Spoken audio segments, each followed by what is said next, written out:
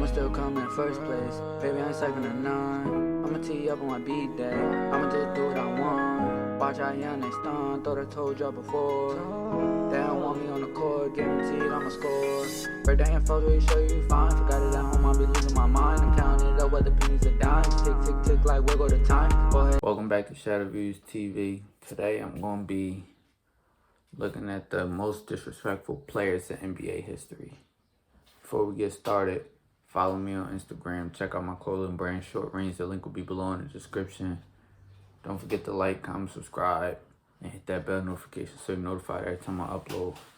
Let's get into it.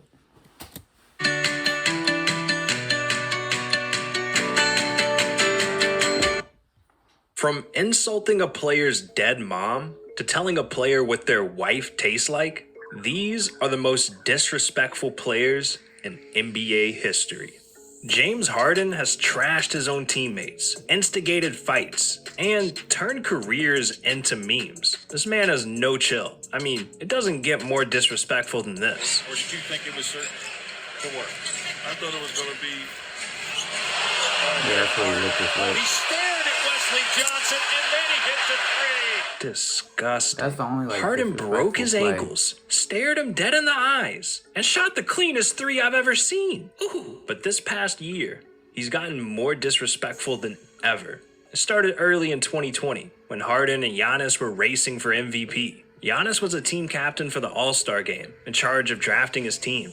And when it came down to Harden, Kemba, and Trey on the board, Giannis took a shot at Harden. Okay, this is a tough one. I'm between Kemba and Trae Young. Wait, you don't want the dribbler? I want somebody that's going to pass the ball. That's what I want.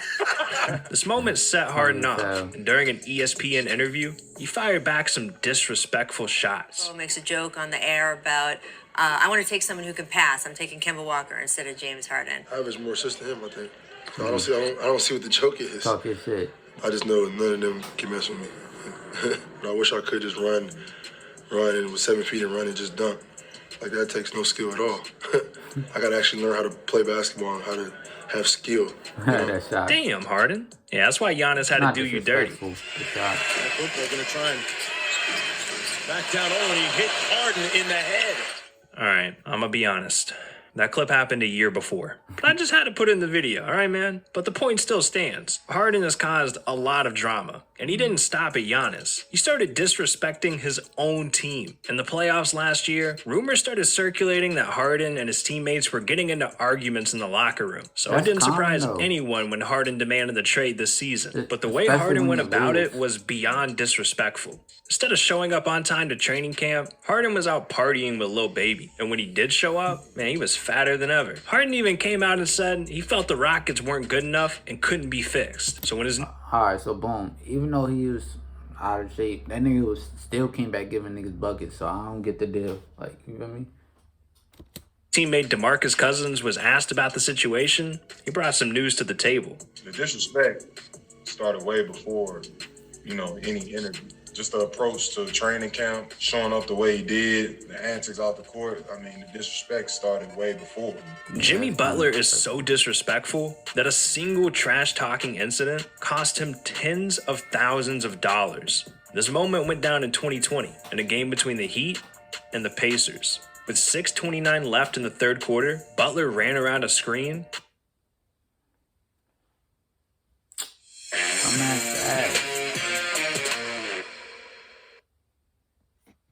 Like, you're trash. He called TJ soft. So they both got technical fouls, yelling things and flipping off Jimmy. And they were both fined $25,000 after the game.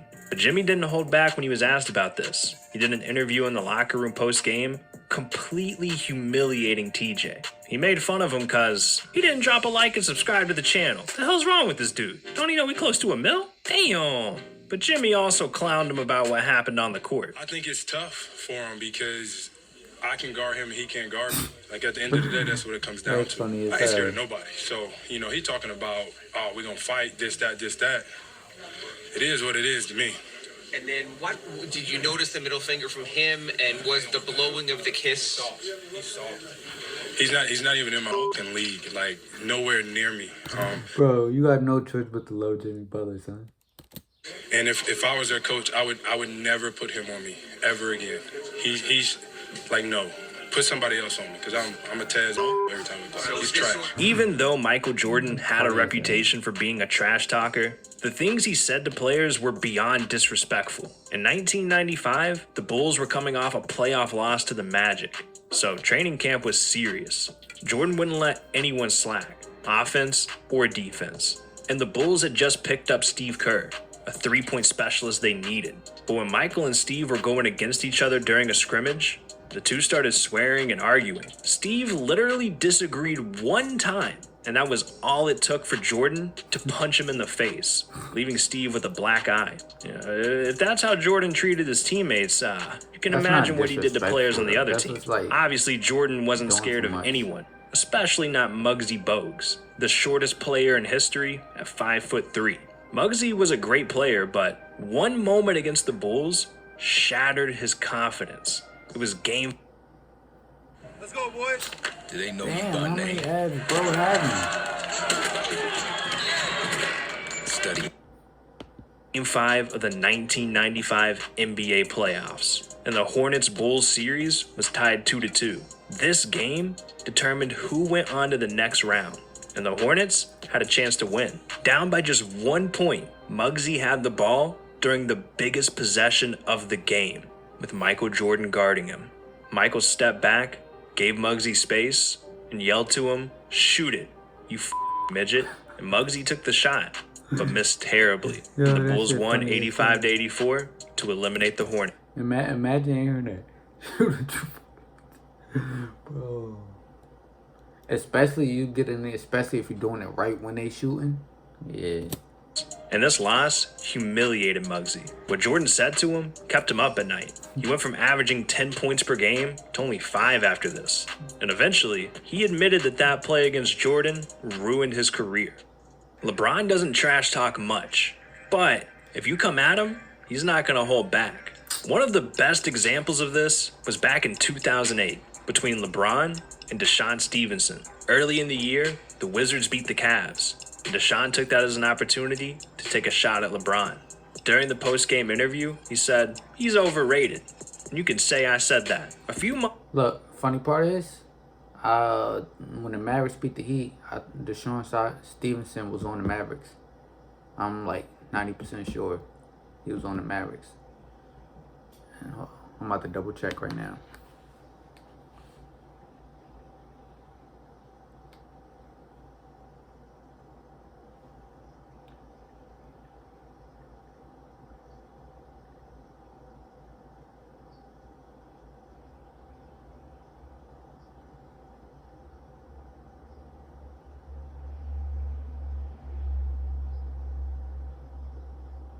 Oh no, he wasn't.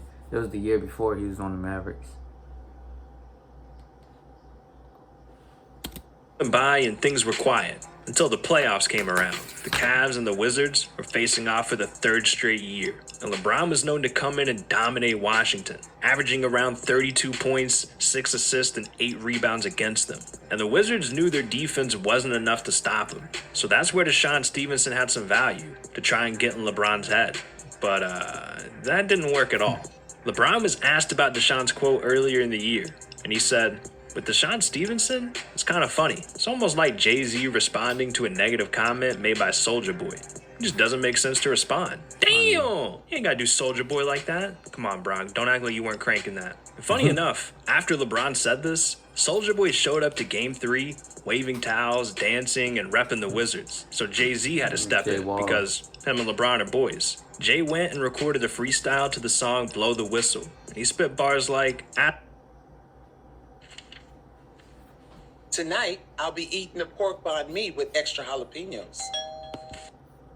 "Ask LeBron. We so big we ain't gotta respond. Who the overrated? If anything, they underpaid him. Hayden, that's only gonna make him spend the night out of spite with the chick you've been dating." Ooh, damn, Jay-Z. And with that, this beef was over. Not only did LeBron and Jay ruin Deshaun's dignity, the Wizards also got blown out of the series. 4-2. But That's not this blown wasn't out. the last Don't do time that. someone tried to come at the King. During a game between the Cavs and the Bulls, one fan let his courtside seats get to his head. Crybaby jokes, clowning LeBron's hairline. Things were getting out of control until LeBron really responded. I mean, if we being a buck, LeBron do whine a lot about calls. We been keeping it a buck. You lost Kyrie. You lost D-Rose. Check your point guard for your life. D-Rose dipped on you. Kobe Bryant had no chill. He didn't care whose feelings he hurt, not even his own teammates. Like, this one time after a loss, Kobe was so mad, he made his teammates throw their shoes away. On the All the Smoke podcast, Lou Will and Nick Young broke down what happened after a blowout loss. Did it. He was getting blew out in Portland. Kobe's in the locker room just waiting for everybody to come in. And you know everybody down there got Kobe's on the team, so yeah. All right. He come in, he said, y'all playing like blah, blah, blah, soft, and how y'all gonna wear these shoes and y'all soft? That ain't what we do here in LA. So I'm not thinking nothing of it. He tells everybody to take their shoes off, their clothes off. I'm like, what? Like, what's wrong with you, man? Like, what's wrong with you? Nah, take them off, take them off. And y'all did? And we took them off. Did y'all throw them in the middle of like the... in the middle of foul, like foul law, he just started grabbing people's shoes and just throwing them. He threw them all in the trash. Oh, and wow. he's like, y'all don't deserve these. Oh, until y'all shit. get it right. Y'all That's can't wear funny. no Kobe's. That's funny as hell. Kevin Garnett was I one won't of the say most disrespectful. notorious trash talkers in NBA Kevin history. Garnett was disrespectful. But sometimes he went way too far, and it scarred players for life. The first time this happened was during the 1999 playoffs. Kevin and the Timberwolves were facing Tim Duncan and the Spurs. And Kevin really wanted to win this series, so he tried anything to get in Tim Duncan's head. And on this particular game, it was Mother's Day. Unfortunately, Duncan's mom passed away from breast cancer 9 years earlier, one day before his 14th birthday. So Kevin saw his opportunity, and he took it. As Duncan lined up for a free throw that game, Kevin yelled at him, "Happy Mother's Day, mother f***." Jesus, man. Obviously, That's real disrespectful. That one's like out of pocket.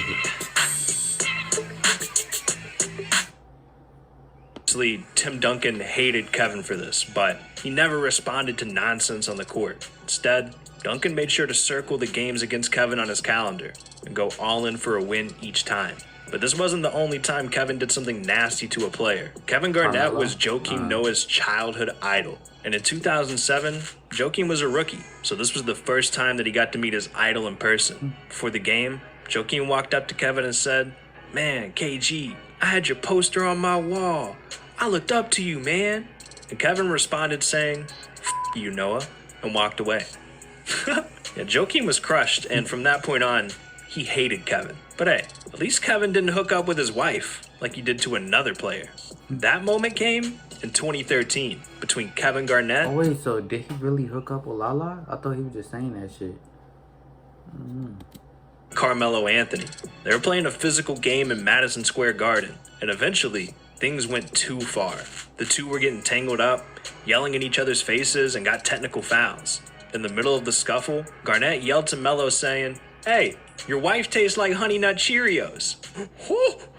Oh, damn. And Carmelo took this personally. After the game, he showed up to the Celtics locker room and yelled at Kevin through the door. Then followed him to their team bus, and the situation got out of control. 5 NYPD officers, arena security, and Knicks coach Mike Woodson had to come separate them. And after this, Carmelo said, "I lost my cool. It's just something you don't say to another man."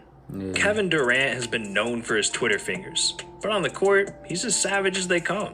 One moment came back in 2011 between the Thunder and the Heat. In the first quarter, Kevin and Chris Bosh started jawing at each other and they got technical. First off, I was like a minute left. If Dame Lillard not on here, then it's crazy. Cause that waving them goodbye shit, that was disrespectful.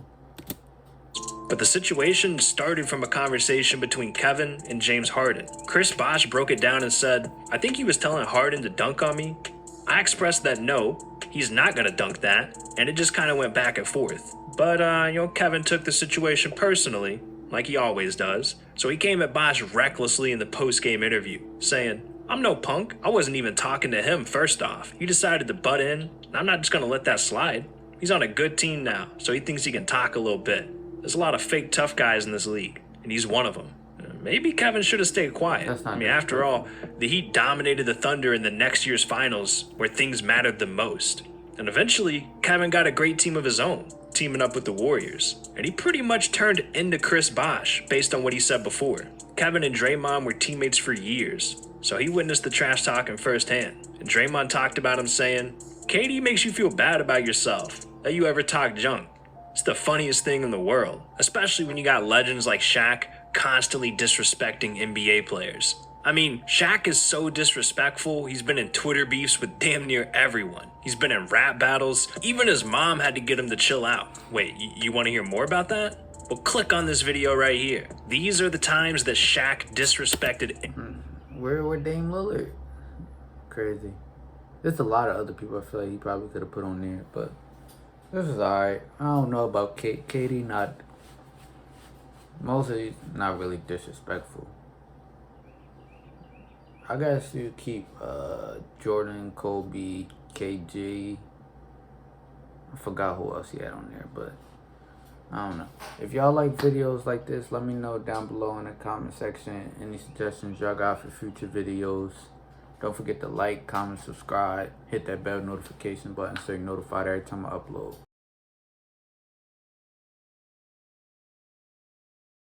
Rockstar, she want a pop star. Shorty just been tweaking, she said she just want a pop.